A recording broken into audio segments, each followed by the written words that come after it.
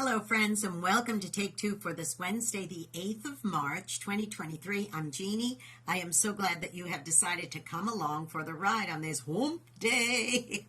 Well, I am continuing my series on sacrifice.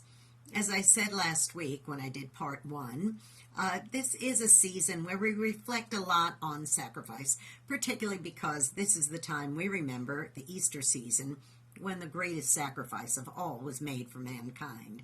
But there have been many types of sacrifice over the years, with many different people doing great things for others. So today, as I continue on with my part two, I would like to focus on a woman by the name of Elisabeth Elliot. Here she is. Lovely woman. That's her in her older years. But she was just a remarkable woman of sacrifice her entire life, all the way up until the end. Here's the story, and I have it right here, so I'm going to share a little bit with you. She was part of a missionary team of 5 families who went to Ecuador in the 1950s. Now, her husband was a pilot, and with the other 4 men from the other families, they flew into this very desolate area with an airplane that had like little things that they can land on the water with, like little ski things, and they could land. And it was a bright yellow airplane, and they landed because there was a group of people who were considered unreached, and they wanted to share the gospel with these folks. Now, as far as they knew, they were sort of savage people.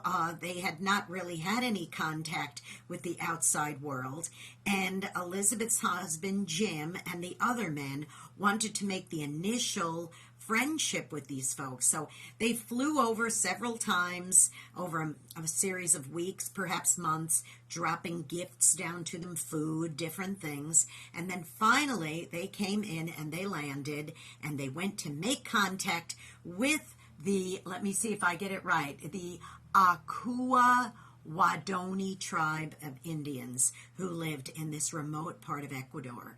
So they went in, they got off of the plane, they went to meet these people, and the Wadoni Akua tribe tribesmen, speared the men to death and killed them.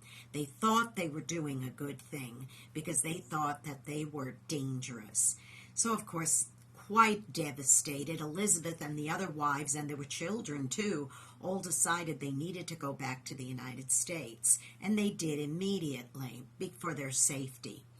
Well, Elizabeth felt the work was not done there, so she returned with her daughter to that area and continued to work for decades.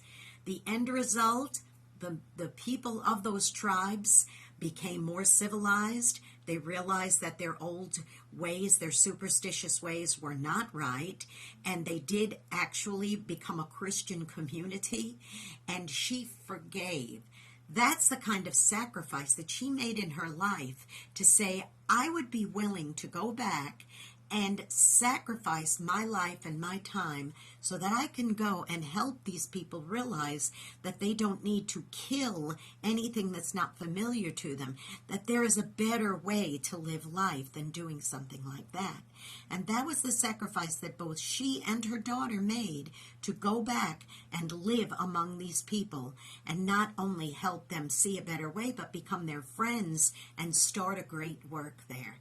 So Elisabeth Elliot, you are definitely a true example of sacrifice. You know, after she lived there for a while and did what she did, decades, as I said, and returned back to the United States, she started authoring books and hosting radio and television programs. And there was one show that she had for 13 years, and it was called The Gateway to Joy. When I worked in Christian radio, I used to air her program on the station. And this is what she would say when she would start each program. She'd say, "You are loved with an everlasting love." That's what the Bible says. And underneath are the everlasting arms. This is your friend, Elisabeth Elliot.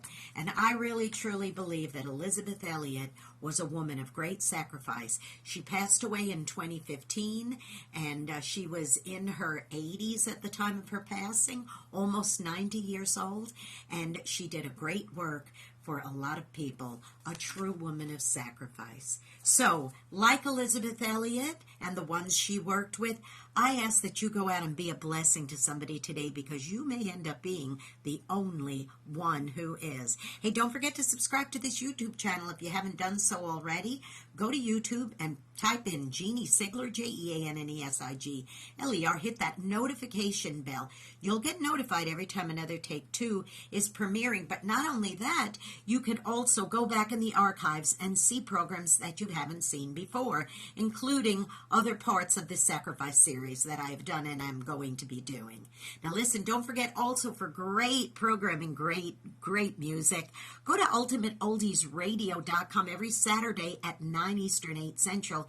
Tune into my program, Through the Eyes of a New York Woman, and then an encore presentation of that same program on Sundays on oldies700.com, oldies700.com, and you can hear that at 5 Eastern, 4 Central, AM and PM. All right, you have a blessed one, and think about those sacrifices, because they were very special. Have a great hump day, everybody. I'll see you next week.